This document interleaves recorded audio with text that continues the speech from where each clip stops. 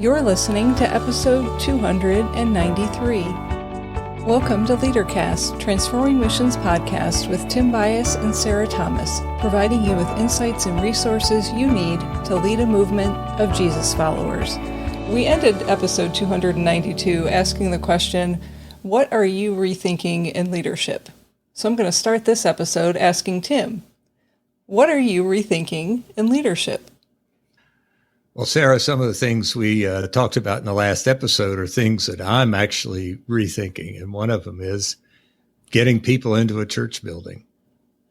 I'm rethinking about where do we meet people where they are instead of trying to get people to be where we want them to be. I'm rethinking about what would it be like to have church someplace else other than a church building? What is it to be church?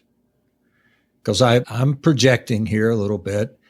I'm also had this experience, and that is many of us don't think we can even participate in church unless it's in a building. So those are the kind of things that go through my mind when I'm rethinking Christ-centered leadership. I mean, it seems to me if we're Christ-centered, we're going to be leading people to Jesus. But we have made, I'm sorry to say this, we've made the church building, the church activities, the church programs, the church whatever, a replacement for Jesus. So in episode 292, we shared a part of a story about firefighters trying to put out a fire at Man Gulch and what happened when they didn't put down their equipment. The part of the story that we didn't share with you was that the leader of that group, a man with the last name Dodge, ended up doing something that was shocking to the people that he was leading. He ended up starting a fire to help stop a fire. And that was how he survived when the fire was coming close to them and there wasn't enough time for them to get out. He was rethinking what he had been taught in the moment. All of the things that he had learned, all of the things that he had known, he was able to very quickly, and thank goodness most of us never find ourselves in the situation where there's that much pressure that we have to decide in literally a second what we're going to rethink and how our habits and what we have held dear might need to be let go of or replaced with something different so that we can continue, in his case, to live. In our case, for the church to continue to thrive and to make disciples of Jesus. Adam Grant, who told the story, offers 3 helpful guidelines. And that first guideline is this. He says, think like a scientist. Now, I like that. I didn't do well in science in school, but I like that because here's what he wants us to hear. His words is that when you start forming an opinion, resist the temptation to preach, prosecute, or politic. I'm going to put it in my words. When you're forming an opinion, resist the temptation to tell people what to do, judge them for what they're doing, and leveraging them to get what you want. So you treat your emerging view as a hunch or a hypothesis, and then you test it with data. So as I do with a lot of things, what would happen if you did an experiment? When you're experimenting, you're trying to keep yourself agile and adaptive. So you're always asking what would happen. It keeps you learning and growing. It's easier to pivot or do over or ditch the idea altogether when it's simply an experiment. And I've done that in ministry in the past. I mean, even starting a worship service with a church that said, well, we just can't do that. The choir would have to sing in 2 services and whatever. And I said, well, let's just experiment. And then what I would say is, if it works, you get the credit. And if it doesn't work, I'll take the blame. So let's go back to where we started with what you offered in terms of rethinking and meeting people where they're at and not expecting people to come to the church building. What would happen if you did a little experiment with your leaders, let's just start with for a month. And that experiment was that you started praying for your neighbors. You started praying for your community leaders. And each time, whatever, I'm building on what Tim offered in the last episode, so if you didn't listen to it, now you have multiple reasons to go back and listen to episode 292, that whatever the path is that you normally travel, start praying for those people. And ask one another, what are you experiencing as you're praying for one another? Now, your first answers might be, I don't know why I'm doing this. I don't know what's happening. That's good. Keep going. Yeah, you could be just like Noah. Noah had no idea why he was building an ark either. Right. Continue to do it. Do an experiment and see what begins to happen. Now, if you really want to do a crazy experiment, as you're out and about, as you're at the grocery store, as you're getting gas in your car, as you're picking up dry cleaning, as you go to the doctor's office, you might start having conversations with people in those places. Some of you are saying, okay, that's too hard of an experiment. I'm not going there. I'm just offering an idea of what might need to be happening in our rethinking. Yeah, the rethinking is to build relationships. Exactly. That people are more important than programs. And but we've got other things to talk about. And I would even say people are more important than participation numbers. The relationships that you build are more important than the number of people that end up showing up at one of those events. Yeah, Sarah, what I think of, and then I'll quit this because I'm going down the tubes on this one. But we used to think if we could get people into the building that was good enough. And then I started thinking, just because you stand in a garage didn't make you a car, or if you climbed into an oven, it wouldn't make you a pan of biscuits. So getting into the church doesn't make you Christian. Into a building doesn't make you Christian. It's the relationship and the invitation to be in relationship with one another because of God's love in Jesus. That's what makes the difference. So maybe one of the things that we need to ask ourselves is, why are we doing what we're doing? And when you can honestly name what that's about, if it's because people want to feel good, name it. It's probably not going to help you meet the mission, but name it and be honest with yourselves. I like that. Instead of pretending that some of those things are helping us to move the needle on living into our mission. Okay, we went down a little side road. Let me offer the second guideline that Adam Grant offers in terms of rethinking. What he invites us to do is to define our identity in terms of values, not in terms of opinions. So I'm going to offer you a silly example here for a second. But first, let me say, if values are the beliefs that are most important to you, that help you find your way when things are difficult, that fill you with purpose, we have to know the difference between what our values are, what helps us find the way, and what are our opinion. So for me, I would say that two of my core values as an individual are grace and integrity. Now here's an opinion. Michigan will once again beat Ohio State this fall in college football. Now, I wouldn't make life decisions when things are difficult or when things are good based on the Michigan-Ohio State football score or what they're doing in football. But I would certainly make decisions through the lens of grace and integrity. As for football, it might be difficult to change my mind, but there are factors that will change my mind. So evidence in the coming weeks based on the performance of both of the teams might be one. being bullied by by people around me in Columbus might be another. You're still not going to change my mind, but you can try. You see and hear the difference between values and opinions. And sometimes I think we confuse the two. We inflate our opinions to the level of values when they are not nearly as important as what our values are.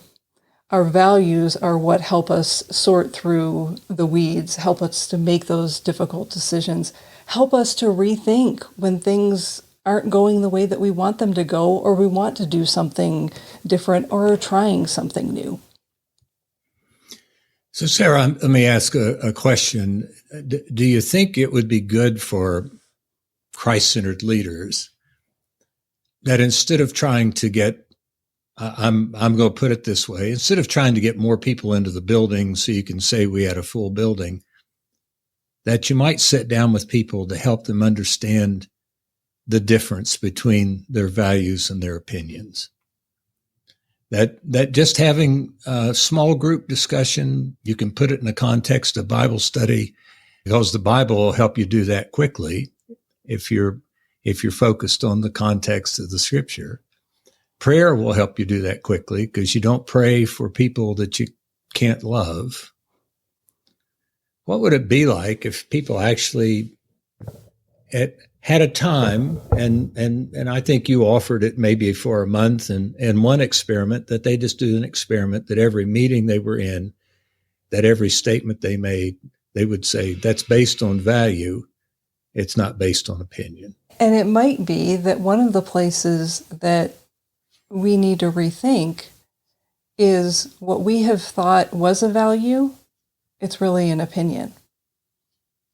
And to add to that is, where do you get the information that helps you make the decision it's a value? I mean, we live in a changing time, and a lot of our information that we would say that's my value comes from somebody else that we've never checked out.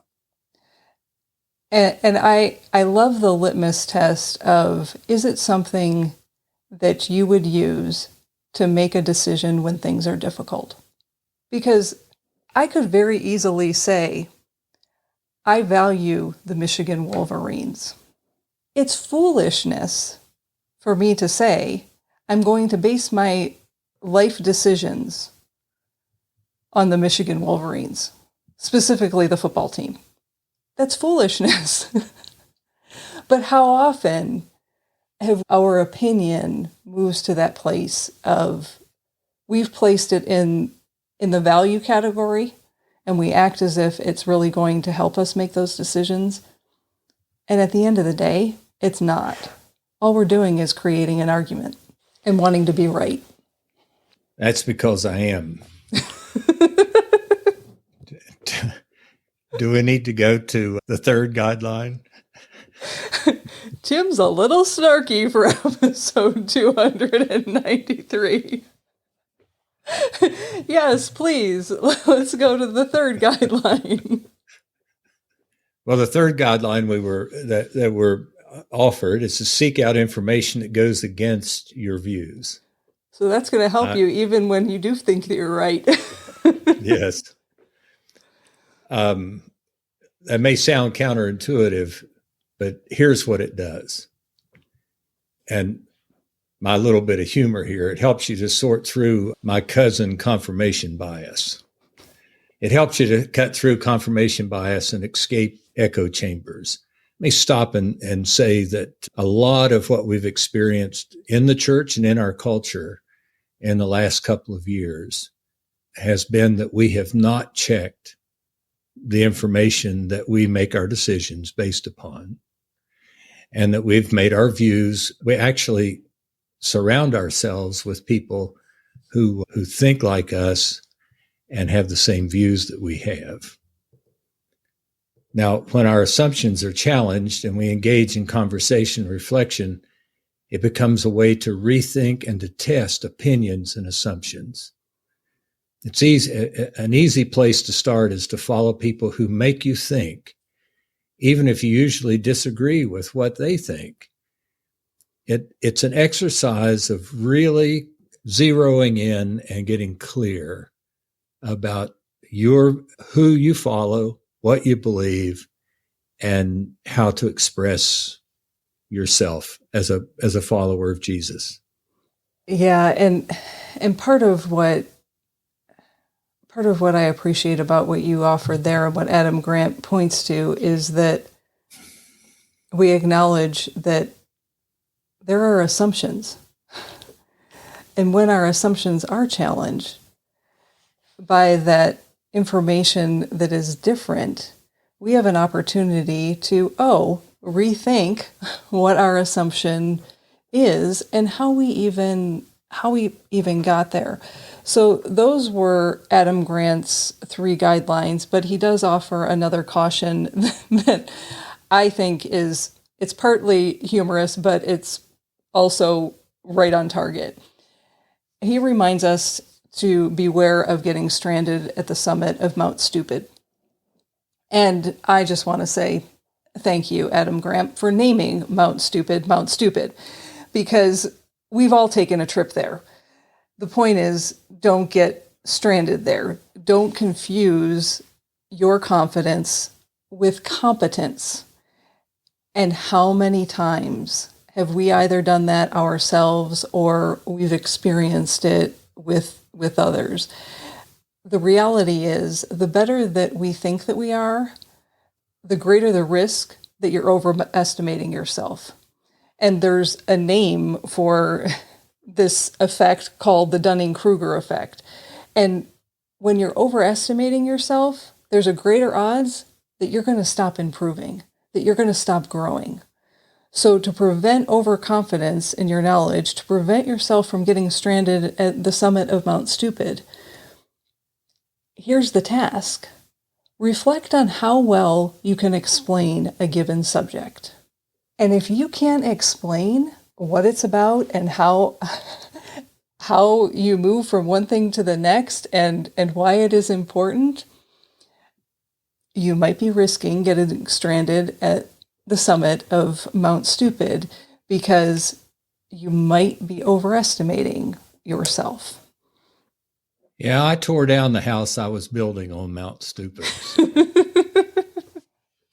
I just put up a tent there for a while.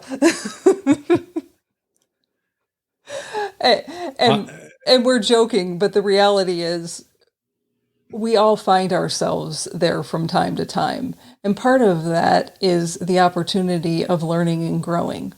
That you reflect back on, the obvious one is reflect back on some of the decisions you made when you were a young adult. They were just stupid. You wouldn't do them again. Why? Because you've had different life experiences. You've thought differently about it. The whole topic of this episode, you rethought what was important. So don't get stranded on Mount Stupid. Well, that's another episode sometime, so we'll come back to that. Well, Sarah, there is one more, and I'll say it as sarcastically as I can. This one will really surprise you. We talk about it all the time. Return to relationships. Learn something new from each person you meet every day. Everyone knows more about something than you do. So you're not the expert on all things.